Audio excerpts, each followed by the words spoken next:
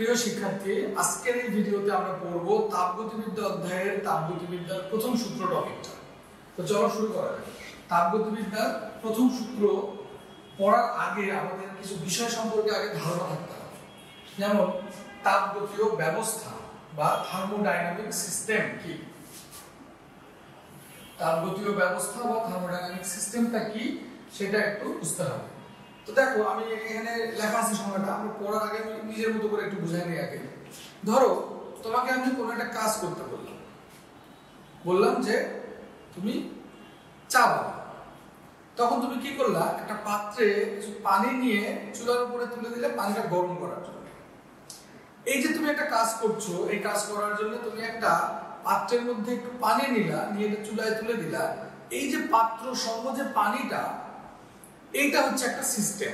তার মানে কোনো কিছু করার জন্য, কোনো কাজ করার জন্য আমরা মহাবিশ্বের যে অংশটুকুকে বিবেচনা করি। ধরো একটা ক্লাসরুম, ধরো একজন টিচার ঠিক করলো সে ক্লাস নেবে, তার একটা ক্লাসরুম থাকবে। এই যে ক্লাসরুমটা, এই ক্লাসরুমটা কিন্তু মহাবিশ্বের একটা অংশ। তাহলে এই ক্লাসরুমটাকে আমরা কি বলবো? ক্লাসরুমটাকে আমরা বলবো সিস্টেম। অর্থাৎ কোনো কাজ করার জন্য মহাবিশ্বের যে অংশটুকুকে আমরা বিবেচনা করি, ওই অংশটুকুকে বলা হয় সিস্টেম। এখন তাপগতিবিদ্যা অধ্যায়ে আমরা সিস্টেম বলতে কি বুঝবো? এখানে কিন্তু শুধু সিস্টেম বললে হবে না, বলতে হবে থার্মোডাইনামিক সিস্টেম। যে কোনো কাজ করার জন্য মহাবিশ্বের যে অংশটুকু তুমি বিবেচনা করবা, ওইটা সিস্টেম। কিন্তু তাপগতীয় প্রক্রিয়া বা তাপগতি রিলেটেড, তাপগতি সম্পর্কিত কোনো কাজ করার জন্য তুমি যে মহাবিশ্বের যে অংশটুকু বিবেচনা করবা, ওইটাকে বলবো থার্মোডাইনামিক সিস্টেম। দেখো এখানে কি লেখা আছে, বলছে কোনো গবেষণা বা যে কোনো কাজ করার জন্য মহাবিশ্বের যে অংশটুকু বিবেচনা করা হয় তাকে ব্যবস্থা বা সিস্টেম বলে। তাপগতীয় ব্যবস্থা বা সিস্টেম বলতে ত্বক বা বেষ্টনী দ্বারা, মনে করে এরকম একটা বেষ্টনী দ্বারা সীমাবদ্ধ কোনো নির্দিষ্ট পরিমাণ বস্তুকে বোঝায়, যেখানে তাপগতীয় চলরাশি, চাপ, আয়তন এবং তাপমাত্রা পরিমাপ করা যায়। মানে বিষয়টা এরকম যে ধরো আমরা এরকম একটা পাত্র নিলাম, এই পাত্রের মধ্যে কিছু বস্তু নিলাম, মানে কিছু গ্যাস নিলাম। মনে করো এই যে একটা পাত্রের মধ্যে আমরা গ্যাস নিলাম, এটাকে আমরা এখন বলবো সিস্টেম বা থার্মোডাইনামিক সিস্টেম। এবং এটা এমন একটা সিস্টেম যার মধ্যে চাপ, আয়তন এবং টেম্পারেচার পি, ভি এবং টি এগুলো নির্ণয় করা যাবে। তার মানে থার্মোডাইনামিক সিস্টেম বলতে আমরা মূলত বুঝবো কোনো পাত্রের মধ্যে থাকা কিছু বস্তু বা কিছু গ্যাস। দেখো বলছে সিস্টেমের মধ্যে গ্যাস থাকে এবং তাপ শক্তি থাকে। সিস্টেমের আশেপাশে সবকিছুকে পরিবেশ বলে। কি বলছে? এই যে সিস্টেমটা, এই সিস্টেমের মধ্যে থাকবে তাপ, থাকবে গ্যাস বা বস্তু। তাহলে একটা সিস্টেমের মধ্যে কি থাকবে? বস্তু থাকবে। বস্তু হিসেবে ধরো গ্যাস থাকবে, আর কি থাকবে? তাপ শক্তি থাকবে। তাহলে একটা সিস্টেমে কি থাকে? একটা সিস্টেমের মধ্যে দুইটা জিনিস থাকে, তাপ আর বস্তু। একটা সিস্টেমের মধ্যে দুইটা জিনিস থাকে, মনে রাখতে হবে। একটা সিস্টেমের মধ্যে দুইটা জিনিস থাকে, একটা হচ্ছে বস্তু, বস্তু মানে এটা বুঝবা গ্যাসীয় বস্তু, কোনো গ্যাস, আর একটা হচ্ছে তাপ, হিট। সিস্টেমে কি কি থাকে? সিস্টেমে থাকে তাপ এবং গ্যাস বা বস্তু। আচ্ছা, আর সিস্টেমের বাইরের যেটা, ধরো এটা যদি আমার পাত্র হয়, এর ভিতরে গ্যাস আছে, কিন্তু তার বাইরের যেটা, বাইরের এই অবস্থাটাকে আমরা বলবো পরিবেশ বা এনভায়রনমেন্ট। পরিবেশ বা এনভায়রনমেন্ট। তাহলে এক কথায় আমরা থার্মোডাইনামিক সিস্টেম বলতে কি বুঝবো? থার্মোডাইনামিক সিস্টেম বলতে বুঝবো, ধরো যে এটা একটা পাত্র, এই পাত্রের মধ্যে কি আছে? কিছু বস্তু আছে। বস্তু বলতে আমরা বোঝাচ্ছি যে কিছু গ্যাস আছে, সেই সাথে কিছু তাপ শক্তি আছে। তাহলে এই যে একটা পাত্র, পাত্রের যেটা কি? পাত্রের ওয়াল, ওয়ালের বাইরে যা আছে এটা পরিবেশ বা এনভায়রনমেন্ট। মজার ব্যাপার হচ্ছে এনভায়রনমেন্টের মধ্যেও কিন্তু গ্যাস আছে প্লাস তাপ শক্তি আছে। সিস্টেমে যা আছে এনভায়রনমেন্টও তাই আছে, কারণ সিস্টেম কিন্তু এনভায়রনমেন্ট অর্থাৎ মহাবিশ্বেরই একটা কি অংশ। তাহলে সিস্টেমের মধ্যে গ্যাস আছে এবং তাপ আছে, এটা যেমন সত্যি। এনভায়রনমেন্টের মধ্যেও কিন্তু গ্যাস এবং তাপ আছে, এবং সিস্টেম এবং এনভায়রনমেন্টকে আলাদা করছে কে? আলাদা করছে ওয়াল। সিস্টেম এবং এনভায়রনমেন্টকে আলাদা করছে কে? ওয়াল। এখন প্রশ্ন হচ্ছে আমরা কেন একটা সিস্টেম বলতে, একটা থার্মোডাইনামিক সিস্টেম বলতে এই গ্যাস ভর্তি একটা পাত্রকে বোঝাচ্ছি? এটার কারণ হচ্ছে থার্মোডাইনামিক পড়ার যে আমাদের উদ্দেশ্য সেটা হচ্ছে মূলত তাপ ইঞ্জিনকে বোঝা। কাকে বোঝা? তাপ ইঞ্জিন, হিট ইঞ্জিনকে বোঝা। একটা চ্যাপ্টার স্টাডি করার একটা উদ্দেশ্য থাকবে, তাই না? তাপগতিবিদ্যা মূলত পড়া হয় অনেক কারণেই পড়া হয়, তার মধ্যে একটা হচ্ছে তাপীয় ইঞ্জিনকে বোঝা। তাপীয় ইঞ্জিন হচ্ছে তাপগতিবিদ্যার একটা অংশ। ধরো petrol engine, octane engine, diesel engine, বাষ্প ইঞ্জিন, যেগুলো দিয়ে গাড়ি ঘোড়া চলে আর কি। গাড়ি ঘোড়ার যে ইঞ্জিন বলতে আমরা যেটা বুঝি সেটা হচ্ছে হিট ইঞ্জিন বা ইঞ্জিন বলি। হিট ইঞ্জিনের কাজ কি? হিট ইঞ্জিনের কাজ হচ্ছে তাপকে কাজে রূপান্তর করা। কি করা? তাপকে কাজে রূপান্তর করা। তো হিট ইঞ্জিনের একটা মূল অংশে না একটা সিলিন্ডার থাকে। কি থাকে? একটা সিলিন্ডার থাকে, এবং এই সিলিন্ডারের মধ্যে থাকে কি? গ্যাস। তাহলে সিলিন্ডার একটা পাত্র, পাত্রের মধ্যে থাকে কি? গ্যাস। কোনোভাবে তুমি যখন এই পাত্রকে হিট দাও, তাপ দাও, তখন এই সিলিন্ডারের ভিতরে থাকা গ্যাসগুলো ছোটাছুটি শুরু করে, দৌড়াদৌড়ি শুরু করে। হিট দিলে ওদের গতিশক্তি বেড়ে যায়। তখন এই অণুগুলো পাত্রের দেয়ালে ধাক্কা দেয়। ধাক্কা দিলে যে পাত্রে পিস্টন লাগানো থাকে ওই দেয়ালটা, যে দেয়ালে পিস্টন লাগানো থাকে ওই দেয়ালটা মুভ করে। দেয়ালটা যখন মুভ করে তখন কিন্তু যান্ত্রিক শক্তি তৈরি হয়। তাহলে দেখো, ইঞ্জিনের কাজ হচ্ছে তাপ শক্তিকে যান্ত্রিক শক্তিতে রূপান্তর করা। আমরা একটা সিলিন্ডার নিয়ে তার মধ্যে কিছু গ্যাস দিলাম এবং তাকে বাইরে থেকে আমরা তাপ দিলাম, তখন গ্যাসের অণু ছোটাছুটি করে পাত্রের দেয়ালে ধাক্কা দিল। পাত্রের দেয়ালে ধাক্কা দিলে যে দেয়ালটা মুভেবল হবে ওই দেয়ালটা মুভ করবে, সামনে পেছনে যাবে, পিস্টনের মতো ওঠানামা করবে, পিস্টন ঘেরা। তখন কিন্তু যান্ত্রিক শক্তি তৈরি হবে। তার মানে আমরা যে ইঞ্জিনটা স্টাডি করব, এই ইঞ্জিনের মূল অংশ যেটা, মূল অংশটা কিন্তু আসলে একটা গ্যাস ভর্তি পাত্র, অর্থাৎ সিলিন্ডারটা। তো এইটাকে যদি আমরা ভালো মতো স্টাডি করতে পারি তাহলে হিট ইঞ্জিনকেও আমরা খুব ভালোভাবে স্টাডি করতে পারবো। এই জন্য এই চ্যাপ্টারে তাপগতিবিদ্যার প্রথম সূত্রে আমাদের কাজই হচ্ছে একটা সিস্টেমকে খুবই সুন্দরভাবে স্টাডি করা। বিভিন্ন অ্যাঙ্গেল থেকে একটা সিস্টেমকে আমাদের স্টাডি করতে হবে, একটা সিস্টেমকে বিভিন্ন শর্ত আরোপ করতে হবে, করে দেখতে হবে কখন কি হয়। আমার কথা বোঝা গেছে? যেহেতু একটা ইঞ্জিনের মূল অংশ একটা গ্যাস ভর্তি পাত্র, একটা গ্যাস ভর্তি সিলিন্ডার, এই জন্যে আমরা ওরকম গ্যাস ভর্তি একটা পাত্রকে সিস্টেম বলছি এবং ওইটা আমরা স্টাডি করছি। পরবর্তীতে আমরা হিট ইঞ্জিনটাকে ভালোভাবে স্টাডি করতে পারি। ঠিক আছে, আমরা আমাদের ক্লাসটা আগাই নিই। তাহলে এখান থেকে তো আমরা কি শিখলাম? এখান থেকে আমরা শিখলাম সিস্টেম কাকে বলে, আর সিস্টেমের মধ্যে কি থাকে। সিস্টেমের মধ্যে দুইটা জিনিস থাকে, তাপ এবং শক্তি। সিস্টেমের বাইরের পারিপার্শ্বটাকে কি বলে? পরিবেশ। পরিবেশে কি থাকে? তাপ এবং গ্যাস। তাপ এবং গ্যাস। তাহলে সিস্টেমের মধ্যেও থাকে তাপ এবং গ্যাস, পরিবেশের মধ্যেও থাকে তাপ এবং গ্যাস। তো দেখি এরপর কি আছে। এবার বলছে তাপগতীয় ব্যবস্থার প্রকারভেদ। তাপগতীয় ব্যবস্থা মানে হচ্ছে তোমার থার্মোডাইনামিক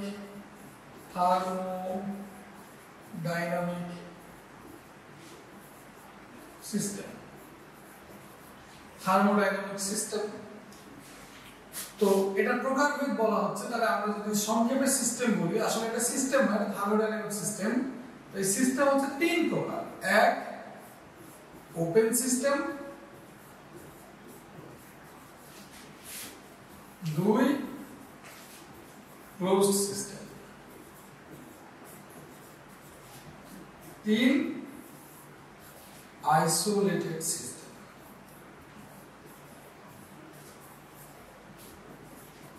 ওকে, open system, closed system, isolated system. System হচ্ছে তিন প্রকার। দেখো কিসের ভিত্তিতে এই প্রকারভেদটা হচ্ছে, মনে করো এটা একটা পাত্র, এই পাত্রের মধ্যে গ্যাস আছে, বস্তু আছে, আমরা এর আগে বললাম সিস্টেমের মধ্যে গ্যাস থাকে, হিট থাকে। তো এটা যদি সিস্টেম হয়, এটা যদি সিস্টেম হয় তাহলে এর মধ্যে থাকে কি তাপ এবং গ্যাস, মানে বস্তু। আচ্ছা, পরিবেশে কি থাকে? পরিবেশে থাকে তাপ এবং বস্তু। সিস্টেম আর পরিবেশকে আলাদা করছে কে? ওয়াল, এটাকে বলে ওয়াল, প্রাচীর, তাই না? এখন দেখো এই যে সিস্টেমটা, এটাকে তুমি কখন ওপেন সিস্টেম বলবা? যখন সিস্টেম আর পরিবেশের মধ্যে তাপ এবং গ্যাস বা বস্তু দুইটাই আদান প্রদান হবে, তখন সেটাকে আমি বলবো ওপেন সিস্টেম। মানে পরিবেশ আর সিস্টেমের মধ্যে কোনো ভেদাভেদ নাই, সিস্টেম এবং পরিবেশের মধ্যে বস্তু গ্যাস এবং তাপ দুইটাই অনায়াসে যাওয়া আসা করছে, অর্থাৎ ওপেন সিস্টেম আমি তখনই বলবো যখন সিস্টেম ও পরিবেশের মধ্যে তাপ ও গ্যাস বা বস্তু উভয়ই বিনিময় হবে। তাপ ও গ্যাস উভয়ই বিনিময় হবে। গ্যাস মানে কিন্তু আমি বলছি বস্তু বা পদার্থ। তাহলে সিস্টেম আর পরিবেশের মধ্যে যদি তাপ এবং বস্তু দুটোই আদান প্রদান হয় তাহলে সেটাকে আমরা বলবো ওপেন সিস্টেম। ক্লোজ সিস্টেম কখন বলবো? যখন সিস্টেম ও পরিবেশের মধ্যে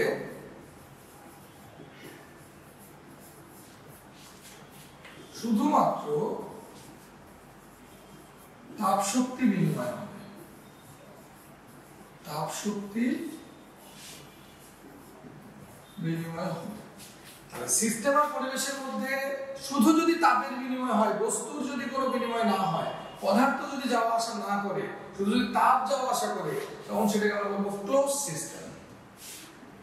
আর আইসোলেটেড সিস্টেম আমি কখন বলবো? যখন কোনো কিছুই বিনিময় হবে না, কোনো কিছুই বিনিময় হবে না।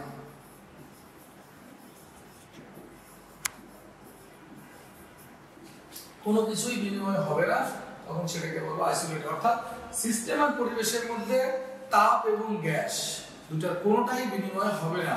এই ওয়ালটা এমন ভাবে তৈরি, এর ভিতর দিয়ে তাপও যাওয়া আসা করতে পারবে না।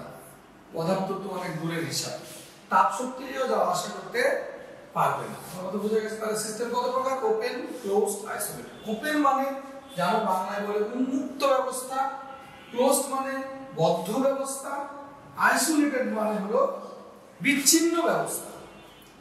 তাহলে উন্মুক্ত ব্যবস্থায় কি হবে? সিস্টেম ও পরিবেশের মধ্যে তাপ এবং বস্তু দুটোই বিনিময় হবে। বদ্ধ বা ক্লোজড সিস্টেমে কি হবে? শুধু তাপের বিনিময় হবে। আইসোলেটেড সিস্টেমে কি হবে? তাপ এবং বস্তুর কোনো কিছুই বিনিময় হবে না। ধরো তুমি একজনের সাথে ফোনে কথা বললা, ধরো একজনকে তুমি ভিডিও কল দিলা, তাহলে কি হবে? তুমি কিন্তু তাকে দেখতেও পারবা, তার সাথে কথাও বলতে পারবা। এটা একটা ওপেন সিস্টেম, মানে সামনাসামনি দাঁড়ায় কথা বলার মতো। ধরো তুমি একজনকে ফোন দিলা, মোবাইলে কল, অডিও কল দিলা, তাহলে কিন্তু তুমি শুধু তার কথা শুনতে পাবা, তাকে দেখতে পাবা না, তখন এটা ক্লোজ সিস্টেম হয়ে যাবে। আর যদি ধরো ফোনে নেটওয়ার্কই নাই, তুমি কলই দিতে পারছো না, তাহলে তুমি তাকে দেখতেও পারবা না, তার সাথে কথা বলতে পারবা না, কোনো কিছু তার সাথে কন্ট্যাক্ট করতে পারবা না। এটা হয়ে যাবে কি? Isolated system. তো আশা করি সিস্টেম জিনিসটা কি তোমরা বুঝতে পারলা? সিস্টেম কাকে বলে, সিস্টেম কত প্রকার, কি কি, এবং প্রত্যেকটার সংজ্ঞা, বিষয়টা আশা করি বুঝতে পারছো। এবার বলছে তাপগতীয় স্থানাঙ্ক। তাপগতীয় স্থানাঙ্ক, thermodynamic coordinates. Thermodynamic coordinates. Coordinates বলতে আমরা কি বুঝি? স্থানাঙ্ক বলতে আমরা কি বুঝি? ধরো ছোটবেলায় আমরা গ্রাফ আঁকতাম এভাবে, ধরো এক্স অক্ষে, এটা ওয়াই অক্ষ, এদিকে আমি গেলাম 3 ঘর, এদিকে গেলাম 4 ঘর, এদিকে 3, এদিকে 4। 3 এদিকে 4, তাহলে এই বিন্দুর স্থানাঙ্ক কত? 3 4। এই স্থানাঙ্ক দিয়ে আমরা কি নির্দেশ করলাম বলো তো? স্থানাঙ্ক দিয়ে নির্দেশ করলাম অবস্থা, কোন বিন্দুর অবস্থা আমরা নির্দেশ করলাম স্থানাঙ্ক দিয়ে। তাহলে স্থানাঙ্ক দিয়ে অবস্থা নির্ণয় করা হয়, কি অবস্থাতে আসে একটা জিনিস সেটা নির্ণয় করা হয়। এখানেও তাই কিন্তু অন্যরকম বলছে যে যে সকল রাশির মান কোন ব্যবস্থার অবস্থা নির্দেশ করে তাকে স্থানাঙ্ক বলে। ধরো এই যে একটা সিস্টেমের কথা বললাম, আমাদের এই চ্যাপ্টারে আলোচনায় বারবার ঘুরে ফিরে সিস্টেমের কথা আসবে। এই যে একটা সিস্টেমের কথা বললাম, এই সিস্টেমটা কি অবস্থায় আছে? তোমাকে যদি বলা হয় তুমি কি অবস্থায় আছো, তাহলে তোমার অনেকগুলো প্যারামিটার কিন্তু চলে আসে। তোমার শারীরিক অবস্থা, তোমার মানসিক অবস্থা, তোমার সামাজিক অবস্থা, তোমার অর্থনৈতিক অবস্থা, তোমার পড়াশোনার অবস্থা, সবকিছু। তো একটা সিস্টেমের অবস্থা কি এটা বুঝাতে গেলে কি জানতে হবে? সিস্টেমটা কেমন চাপে আছে, সিস্টেমের চাপ কত, একটা সিস্টেম কতটা বড়, আয়তনটা কেমন, এবং একটা সিস্টেম কতটা উত্তপ্ত হয়ে আছে, অর্থাৎ টেম্পারেচারটা কেমন, টেম্পারেচার কেমন। তাহলে একটা সিস্টেমের যদি তুমি অবস্থা জানতে চাও, একটা সিস্টেম কেমন অবস্থায় আছে, একটা সিস্টেম যদি তুমি জিজ্ঞেস করো যে তোমার অবস্থা কি, তখন সে কি বলবে? বলবে আসি মোটামুটি, আমি এরকম চাপে আছি, এরকম আয়তনে আছি, এরকম তাপমাত্রায় আছি। এটা হচ্ছে একটা সিস্টেমের অবস্থা। সিস্টেমের অবস্থা বলতে আমরা বোঝাই তার চাপের মান, তার আয়তনের মান, তার তাপমাত্রা। তাহলে এই যে পি ভি টি তিনটা রাশি, এই তিনটা রাশিকে একত্রে আমরা বলবো থার্মোডাইনামিক কোঅর্ডিনেটস বা তাপগতীয় স্থানাঙ্ক। এটা হচ্ছে কোঅর্ডিনেটস। তাহলে একটা গ্যাসের অবস্থা জানতে কি কি জানতে হবে? প্রেসার, ভলিউম, টেম্পারেচার, এবং এই তিনটা দিয়েই একটা সিস্টেমের অবস্থা বা একটা গ্যাসের অবস্থা জানা যাবে। এই জন্য এটাকে আমরা বলছি তাপগতীয় স্থানাঙ্ক। এখানে কি লেখা ছিল? যে সকল রাশির মান কোন তাপগতীয় ব্যবস্থার অবস্থা নির্দেশ করে তাকে তাপগতীয় স্থানাঙ্ক বলে। যেমন কোন সিলিন্ডারে রাখা গ্যাস, ধরো এই যে পাত্রের মধ্যে রাখা গ্যাস, অবস্থা জানতে হলে সেই গ্যাসের চাপ, আয়তন ও তাপমাত্রা জানতে হবে। তাই চাপ, আয়তন ও তাপমাত্রাকে, অর্থাৎ প্রেসার, ভলিউম, টেম্পারেচারকে কোন তাপগতীয় ব্যবস্থার স্থানাঙ্ক বলে। আশা করি তাহলে বুঝতে পারছো। কিচ্ছু না, খুবই সোজা। একটা সিস্টেমের অবস্থা জানার জন্য কোন কোন রাশি জানতে হয়? প্রেসার, ভলিউম, টেম্পারেচার, এই তিনটাকে একসাথে বলে তাপগতীয় স্থানাঙ্ক।